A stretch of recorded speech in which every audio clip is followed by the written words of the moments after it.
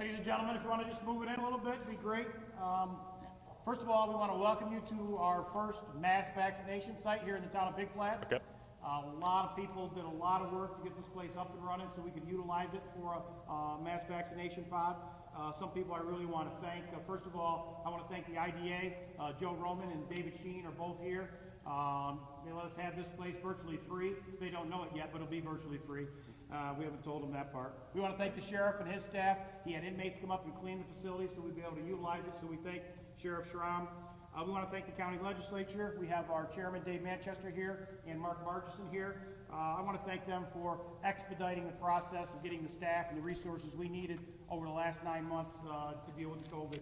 So, I mean, it's not just hiring personnel, it's also immediately needing things like masks and gowns and so forth. So being able to expedite that process as opposed to having to wait for a committee meeting and general legislature has really been helpful. I want to thank Pete Pizzetti and his staff from the health department, Dawn Bush.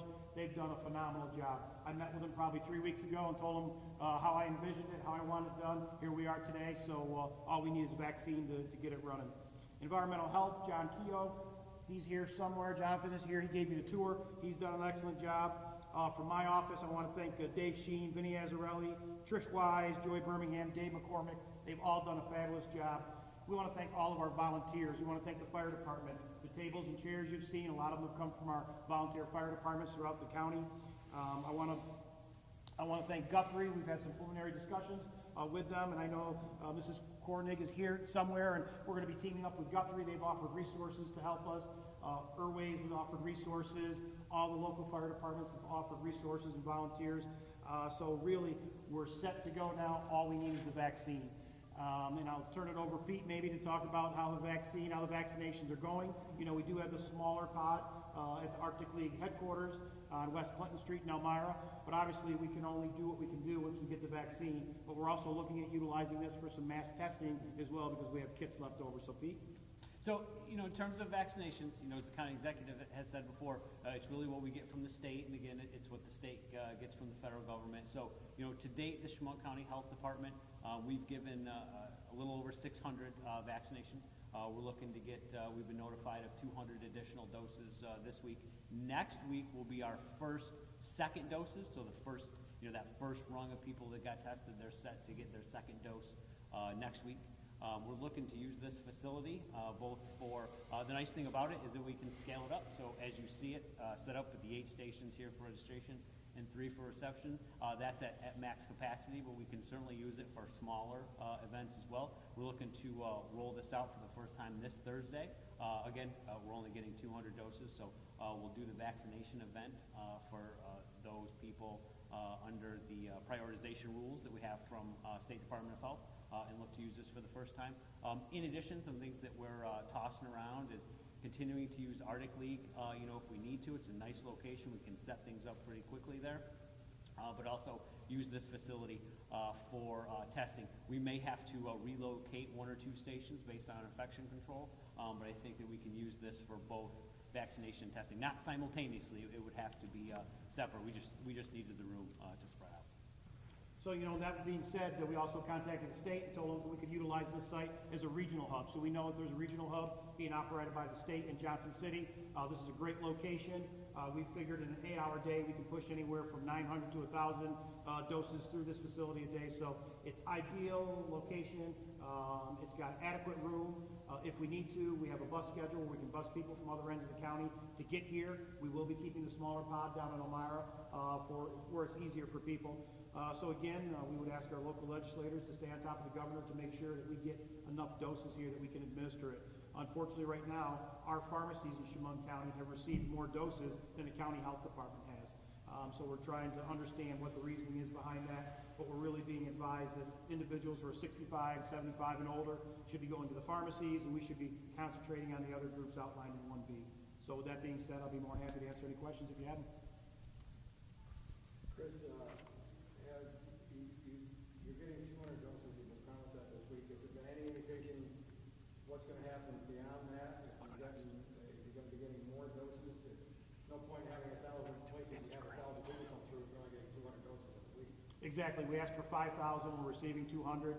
We're not sure how the distribution is going, but we'll continue to ask for a big enough amount to run this facility. And our hopes are, if the state would partner with us, we see other state pods, MaxVax sites throughout the state are open. So there must be vaccine somewhere. So if they'll utilize this as a state site, if that's what we have to do to get vaccine, we'd be more than happy to partner with the state. So another question I have too. So some people have gotten their first vaccine and you have to get it within the next 6 weeks. And some people are still waiting to get that first vaccine. So how are you prioritizing who gets the vaccine and whether you get your second or your first one? Pete.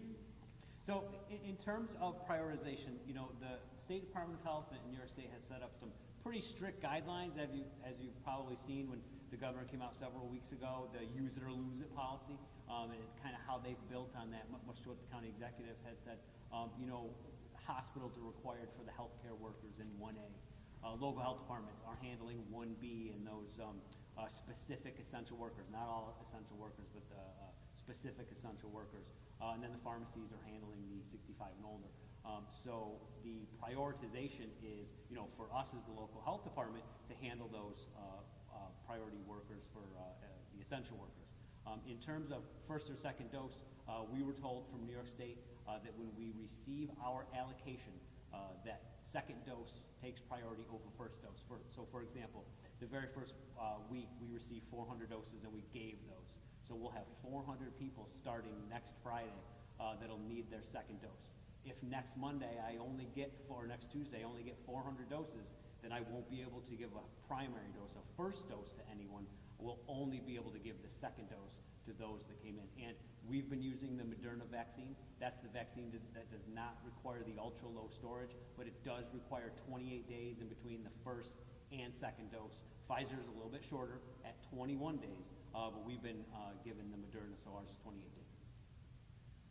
You know, and additionally, we've worked with our IT department and Aaron Dowd. I believe he's here somewhere. So we're really going to be able to fast track this because the key to having this type of area is not the bottleneck upon entry. So hopefully we figured that all out through a software program, and everything will be done here. All the information will be uploaded to the state before we close this on a daily basis. So we won't get caught behind, and the state will be up to date on record keeping. I have two off-topic questions. So on Friday, Governor Cuomo said high-risk boards could resume as long as county health departments are okay with it. Have you guys made a decision yet? No, we haven't. Okay, and also, what is the status of the lawsuit that you filed against the state with the orange zone designation for restaurants? I don't believe the county attorney is here. I believe there's going to be arguments are going to be heard again, I believe, on maybe Wednesday or Thursday. You have to check with the county attorney's office. And we know that neighboring town of Tioga in particular has had difficulties getting their population vaccinated. Once this is up and running, will residents from other counties be able to come here and get their vaccine? Obviously, if we could get it designated as a regional hub, we'd serve everybody in the region. Look, the goal at the end of the day is to get everybody vaccinated. I'm sure we'd like to see Chemung County go first, but you know what? We're all in this together. It's teamwork. Just as you see, we've been able to open this through teamwork. We would welcome Steuben, Schuyler, any adjoining county. Anything else? Just another question too. We've heard, we actually did an interview with Joe Scopoletti with Guthrie. We were asking him about if any vaccines, there was rumors of vaccines being thrown away if they weren't used because there's a certain shelf life. Have you heard anything about that, or have you had to throw out any vaccines? I'm not aware of any vaccine we've thrown out, hopefully. No, in fact, we've been lucky enough, you know, again, it's based on the specific needle that's being used. We've been able to procure a couple extra doses out of the 10-dose Moderna vial, so we have been able to do that. We, you know, in the guidance from the state, we're required to keep an alternates list, so that if we do get near the end of the day or whenever we're going to stop, you know, to make sure, because there's 10 doses per vial, that we can use all those up. So, for instance, if we plan it all through like we do, right down to the number, and we get 2 or 3 no-shows, then we got to fill in those 2 or 3 quickly. So what we've done with the alternates list, we did it last week. You know, about probably an hour and a half in, we had a couple no-shows. We called people on the list and said, hey, can you get down here within the next 15, 20 minutes? And they came. So the alternate list is required, and it's been working out well for us. We'll continue to do that. One thing that county executive and I both agree on, we're going to do whatever it takes to not waste any of these doses, ever. If that means I've got to run outside and find somebody and say, hey, you want a dose of vaccine, or I got to throw it away, then that's what I'll do. And remember, we're being asked to stick to 1B. We get a lot of calls from senior citizens who obviously are the most vulnerable population, 65 older, 75 and older.